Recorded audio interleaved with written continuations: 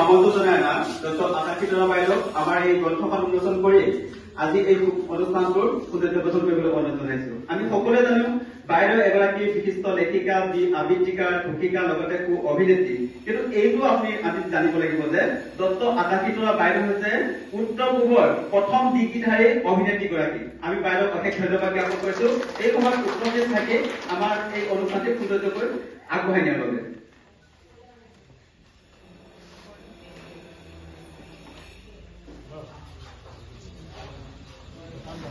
যদি পাৰে আপোনালোকে কোনোবাই উভতি দিব বুলি আশা কৰিছো।